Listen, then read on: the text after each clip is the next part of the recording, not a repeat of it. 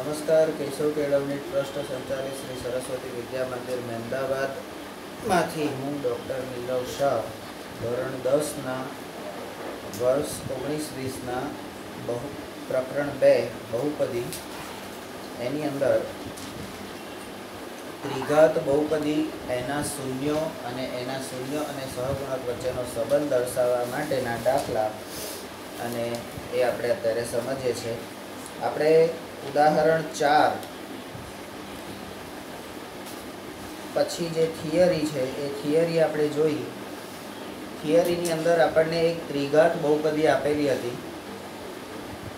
ત્રિઘાત બહુપદીમાં જે બહુપદીની મહત્તમ ઘાત 3 હોય એને ત્રિઘાત બહુપદી કહેવાય એવું આપણને ખબર છે. અને ત્રિઘાત બહુપદીના વધુમાં વધુ શૂન્યો પ્રોબ્લેમ છે તો સીધો બેસ સીધા ડટ્ટા રેકેના હાથ પગ આગા પાછા જોઈ નહીં. ત્રિઘાત બહુપદીના મહત્તમ એટલે વધુમાં વધુ 3 શૂન્યો હોઈ શકે. અહીંયા આપણને રકમમાં જ એ શૂન્યો આપેલા છે. x બરાબર 4 -2 અને 1/2. તો એ ખરેખર એના શૂન્યો છે કે નહીં એની ચકાસણી તમે px બરાબર 0 થી કરી શકો. એટલે બહુપદી બરાબર 0 તો બહુપદીમાં તમે x બરાબર 4 મૂકો તો પણ તમારો જવાબ 0 આવે. બહુપદીમાં x બરાબર -2 મૂકો તો પણ 0 આવે. બહુપદી બરાબર 1/2 મૂકો, x બરાબર 1/2 મૂકો તો પણ તમારો જવાબ 0 આવે. એ રીતે તમે એને ચકાસી શકો. પણ તમને એવું થાય કે ભાઈ આ બહુપદીના શૂન્યો x બરાબર 4 -2 અને 1/2 આયા કેવી રીતે? તો ત્રિઘાત બહુપદીમાંથી આપણે કેવી રીતે કરવાનું? તો આપણે 100, 99, 98, 97, 95 એ રીતે જે આપેલું છે એમાંથી આપણે બહુપદી સુધી પહોંચવાનું છે. બરાબર? તો અહીંયા x બરાબર 4 એટલે એને આપણે બહુપદીની રીતે એક સ્ટેપ ઉપર જઈએ, ઊંધા જતા જઈએ. x બરાબર 4 મૂકીએ તો આપણે કેવી રીતે મૂકીએ છીએ? તો x -4 બરાબર 0. તો એવી રીતે -2 છે તો x બરાબર -2 તો -2 આ બાજુ આવી જાય તો x + 2 બરાબર 0. પછી x બરાબર 1/2 છે તો 2 ઉપર જતા રહે એટલે 2x બરાબર 1 અને 1 આ બાજુ આવે એટલે 2x - 1 બરાબર 0. તો એવી રીતે આપણને 3 અવયવ 3 કૌંસ મળે છે. એ 3 કૌંસને આપણે એકબીજા સાથે વિસ્તરણ કરીને કૌંસ છોડીને એકબીજા સાથે ગુણતા જઈએ એ કૌંસને તો આપણને આપણી બહુપદીનો જવાબ મળે છે.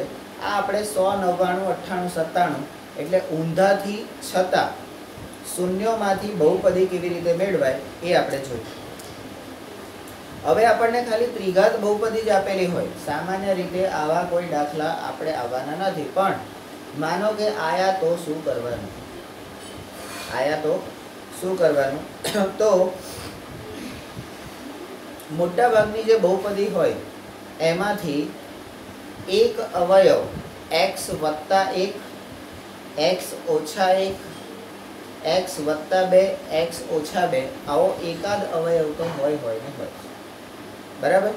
તો અહીંયા તમે આપણી જે ત્રિઘાત બહુપદી છે કે 2x3 - 5x2 - 14x + 8 એમાં વચ્ચેના બે જે પદ છે 5x² માઇનસ અને 14x માઇનસ આ બંને જે પદ છે એનું આપણે વિભાજન કરવાનું છે. અને એ બંને પદને એવી રીતે વિભાજન કરવાનું છે કે જ્યારે તમે લસા લો એની અંદરથી સાદું રૂપ આપો ત્યારે એમાંથી એક કોમન ફિગર, એક કોમન અવયવ, સામાન્ય અવયવ નીકળવો જોઈએ. તો અહીંયા 5x² છે તો એને તમે x² અને 4x એ બંનેનો સરવાળો કરો. x અને 4 એટલે 1x² અને 4x² નો સરવાળો કરો તો -5x આવે. બરાબર? એવી રીતે 14 જે છે તો 16માંથી 14 બરાબર? તો 16માંથી 2 જાય તો આપણે 14 મેળવવાના છે. બરાબર? આ 16 આપણે કેવી રીતે લીધા એ આપણને ખબર હોવી જોઈએ. તો આપણા મધ્યમ પદનું જે સૂત્ર છે 8 × 2 એટલે 8 × 16. બરાબર? 8 × 16. આપણે એ 16 ને એ રીતે ના લઈએ તો અહીંયા 14x મારે લાવવાના છે તો 14x લાવવા માટે મારે પાછળની સંખ્યામાંથી કોમન અવયવ કાઢવા માટે અહીંયા 2 વત્તા અને 16 માઇનસ એ રીતે આપણે લેવાનું છે. તો હવે તમે બંને બે પદને જોડતા જાઓ. 2x નો ઘન ઓછા x સ્ક્વેર, એમાંથી તમે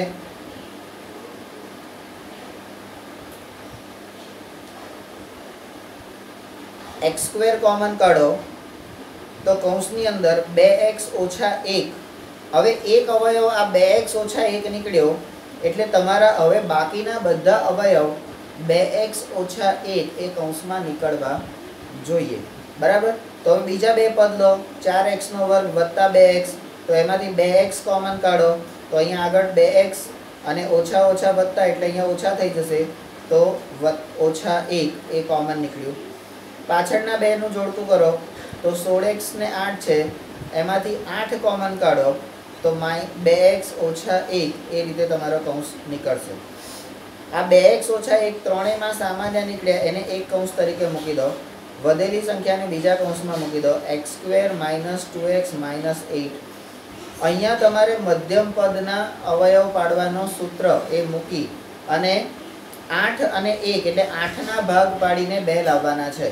તો 8ના ભાગ એટલે 4 દુ 8, 4 દુ 8 તમે કરો તો 4 અને 2 એનું માઇનસ કરો તો તમને 2 જવાબ મળે. પણ અહીંયા માઇનસ 2 લેવાના છે એટલે 4 માઇનસ અને 2 પ્લસ એટલે ઓછા 4x વત્તા 2x આ રીતે તમારે પદ લેવું પડે. તો એના પછીના સ્ટેપમાં 2x ઓછા 1 એક કૌંસ તો છે જ, x સ્ક્વેર વત્તા 2x ઓછા 4x ઓછા 8. તો આ ભાગ પાડ્યા 2x ના. બરાબર. તો હવે એમાંથી 2 ના જોડકા કરી અને કોમન કાઢો તો 2x માઇનસ 1 કૌંસમાં x into x plus 2 minus 4 into x plus 2. હવે આ x પ્લસ 2 એ પણ કોમન નીકળ્યો, x પ્લસ 2 એટલે એ કોમન નીકળ્યો, તો એ આપણે બીજો કૌંસ તરીકે લખી દઈએ અને ત્રીજો કૌંસ આપણો વધે છે x માઇનસ 4. બરાબર. હવે આ દાખલામાં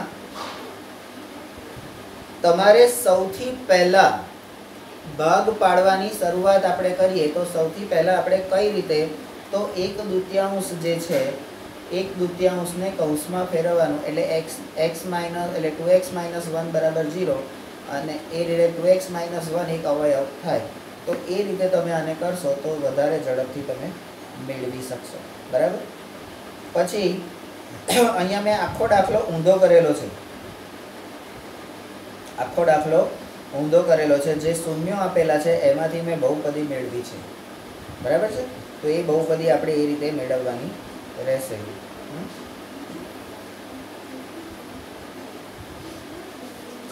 ચલો હવે આપણે જે આપણને દાખલાઓ જે પૂછવામાં આવશે,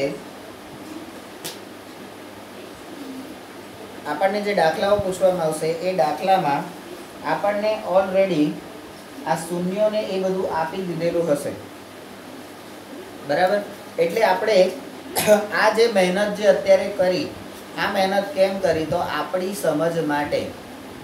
આ મહેનત આપણે કેમ કરી, આપણી સમજ માટે આપણે આ મહેનત કરી. બરાબર. તો એ સમજ આપણે ત્રિઘાત બહુપદી આપણને આપેલી હોય તો એનો અવયવ કેવી રીતે મેળવવો, તો ત્રિઘાત બહુપદી આપેલી હોય ત્યારે એના અચળ પદના, એનું છેલ્લું જે અચળ પદ હોય એ અચળ પદના અવયવ લેવાના અને અચળ પદના જેટલા પણ અવયવ હોય એ બધા અવયવ એને x બરાબર એટલે એ બધા અવયવને x બરાબર જે અવયવ હોય એ રીતે જોવાનું અને એમાં બહુપદી બરાબર શૂન્ય જ્યારે થાય એ એનો એક કોમન અવયવ, ત્રણેયમાં આવતો એક કોમન અવયવ એ મળશે અને એ કદાચ x minus 1, x plus 1, x minus 2, x plus 2 આવો કોઈ પણ હોઈ શકે. બરાબર. તો એવો અવયવ આપણને મળી જાય એટલે એ કૌંસ એક તમને મળી ગયો એટલે એ પ્રમાણે તમારે વચ્ચેના જે બે પદ છે એના ભાગ પાડવાના રહેશે. બરાબર. પણ એ ત્રિઘાત બહુપદીના અવયવ પાડવાનું અત્યારે તમારે આવતું નથી, પણ કદાચ કોઈ હોશિયાર પેપર સેટર હોય અને કે ચલો છોકરાઓ જરી હેરાન કરીએ. બરાબર. તો તો એ આ કરી શકે છે. ઉદાહરણ 5. હવે તમે ઉદાહરણ જો, આ ત્રિઘાત બહુપદીના શૂન્યો અને સહગુણકો વચ્ચેનો સંબંધ જોવા માટેનું આપણે શીખીએ છીએ. એની અંદર ત્રિઘાત બહુપદી આપણને ax નો ઘન વત્તા bx નો ઘન વત્તા cx વત્તા d બરાબર એ આપણી ત્રિઘાત બહુપદી છે. એમાં શૂન્યો 3 વધુમાં વધુ મળે, આલ્ફા, બીટા અને ગેમા. તો શૂન્યોનો સરવાળો alpha plus beta plus gamma બરાબર -b/a. અહીંયા -b એટલે x² નો સહગુણક અને a એટલે x³ નો સહગુણક. હવે બબ્બે શૂન્યોના ગુણાકારનો સરવાળો એટલે આલ્ફા બીટા, બીટા ગેમા અને ગેમા આલ્ફા એ બધાનો સરવાળો, તો એ c/a અને c અહીંયા x નો સહગુણક અને a એટલે x³ નો સહગુણક.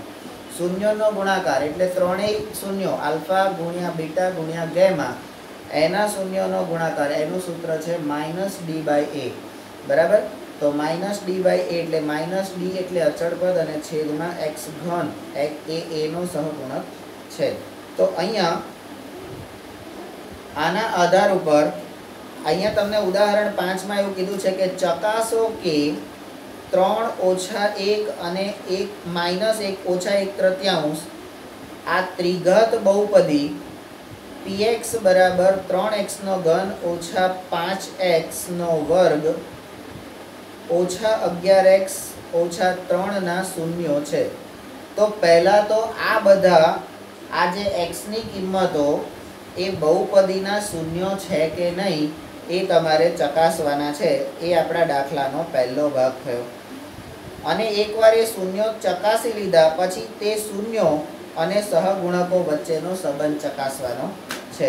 તો અહીંયા આપણે જ્યારે શૂન્યો ચકાસીએ ત્યારે આપણને ખબર છે કે શૂન્યની ચકાસણી કરવા માટે બહુપદી બરાબર શૂન્ય અને x ની જે કિંમતો છે બહુપદીમાં મૂકી દેવાની રહેશે બરાબર. Step number 1. આપેલી બહુપદીને એટલે આપણી બહુપદી કઈ છે? ત્રિઘાત. આપણી બહુપદી કઈ છે? તો ત્રિઘાત. તો આપેલી ત્રિઘાત બહુપદીને ax નો ઘન વત્તા bx નો વર્ગ વત્તા cx વત્તા d સાથે સરખાવતા તો આપણી બહુપદી px બરાબર, આપણી બહુપદી કઈ છે? px બરાબર 3x નો ઘન, 3x નો ઘન ઓછા 5x નો વર્ગ ઓછા 11x ઓછા 3 આ આપણી બહુપદી છે. એને તમે પ્રમાણિત સ્વરૂપ સાથે જ્યારે સરખાવો છો તો એ સરખાવતા આપણને શું મળે છે? તો આપણને સહગુણકો મળે છે. શું મળે છે? a b અને c ની કિંમત, abcd ની કિંમતો મળશે. આમાં a બરાબર કેટલા છે? તમે બહુપદી સાથે એને સરખાવો તો a બરાબર કેટલા છે? તો 3. b બરાબર કેટલા છે? -5. c બરાબર કેટલા છે? -11 અને d બરાબર કેટલા છે? -3 બરાબર. તો આ સહગુણકો આપણને મળી ગયા બરાબર. Step number 3. હવે શૂન્યો છે કે નહીં એ ચકાસો. તો શૂન્યોની ચકાસણી માટે શું કરવાનું? તો કે px બરાબર 0 થવું જોઈએ. x ની કિંમત માટે x ની કિંમતે px બરાબર 0, તો એ શૂન્યની ચકાસણી માટેનું સ્ટેપ છે. તો અહીંયા પહેલું કયું છે? તો કે 3. તો x બરાબર 3 મૂકો, x બરાબર 3 મૂકો. તો આપણી બહુપદી છે 3x નો ઘન, તો ત્યાં x બરાબર 3 મૂકી દો તો 3 નો ઘન થઈ જાય. -5x નો સ્ક્વેર એટલે 3 નો સ્ક્વેર બરાબર. -11x તો 3 અને -3. હવે 3 નો વર્ગ, 3 નો ઘન એટલે શું? તો કે હવે આના પછીનું સ્ટેપ હું અહીંયા કરું છું. 3 ગુણ્યા 3 નો ઘન એટલે 3 તરી 9 તરી 27 બરાબર. આ એક પત્યું. હા, ઓછા 5 × 2 3 નો વર્ગ, તો 3 નો વર્ગ એટલે 3 તરી 9 ઓછા 11 ગુણ્યા 3 એટલે 33 અને ઓછા 3 બરાબર. તો હવે 27 તરી કેટલા થાય? તો કે 27 તરી 81 9 पंचा तो के 45, 33 અને -3 એ પાછળ એમને એમ મૂકી દેવાના। હવે શું કરવાનું છે તો હજી આપણું પૂરું નથી થયું, તો 81 એક જ વત્તાવાળું પદ છે અહીંયા, બાકીના બધા ઓછાવાળા પદ છે, તો એનો સરવાળો કરો તો 33 ની અંદર 3 ઉમેરો એટલે 36, 33 ની અંદર 3 ઉમેરો એટલે 36, તો 45 ઓછા 36 બરાબર। તો 81 ઓછા, હવે આ 45 અને 36 નો તમે સરવાળો કરો તો 6 ને 5 11 1, 6 ને 5 11 1, નજર કા અહીંયા હોય કા ત્યાં હોય,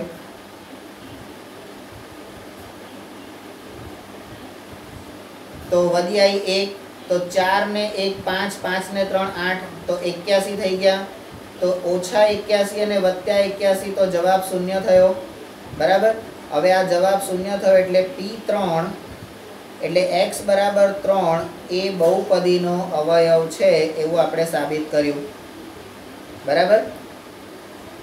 હવે કે છે P-1, P-1 તો એને આપણે b કહીએ, तो x बराबर -1 મૂકો तो एना बराबर पण आपणे बहुपदी शून्य थाय छे के नहीं ए चकासो बराबर। एमां -1 नो घन -1 नो वर्ग -1 बराबर। अहींया हूँ एने अलग अलग कौंस में मूकी दईश बराबर। अने त्यार पछी 3 गुणिया -1 नो घन एटले -1 आवशे तमारो जवाब।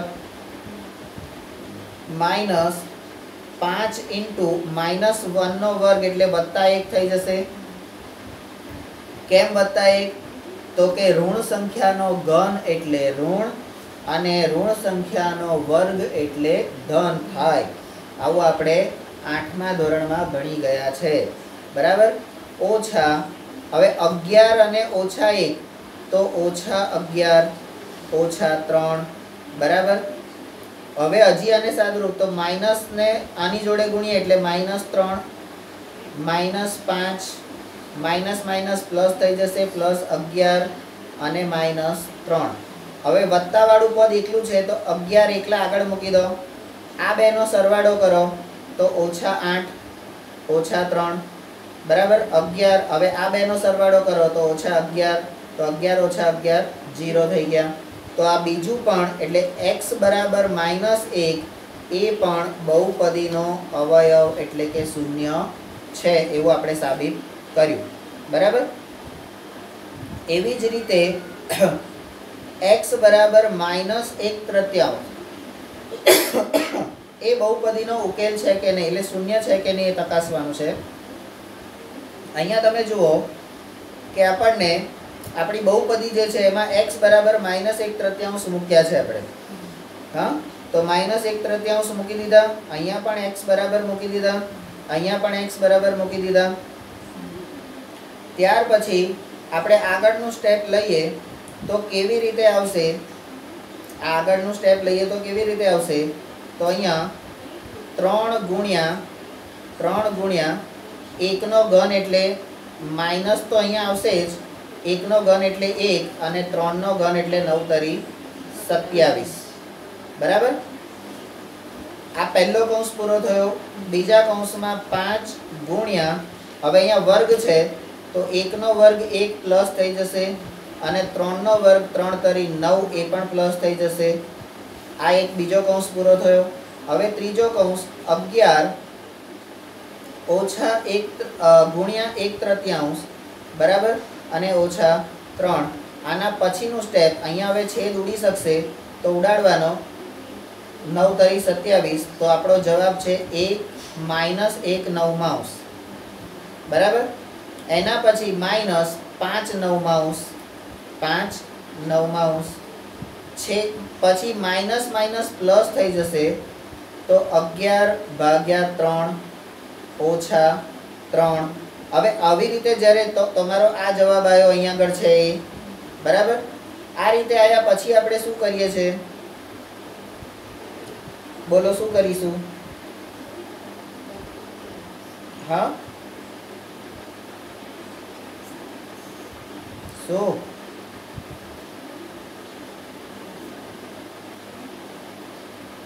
અહીંયા તમે આ પહેલું બે જે છે જેના છેદ સરખા છે બરાબર, એ બેનો તમે નીચે આખો છેદ લઈ લો તો ઉપર તમારે -1 અને -5 આવું થઈ જશે બરાબર. અહીંયા તમે લસાઅ લો, અહીંયા તમે લસાઅ લો, કેવી રીતે લેશો?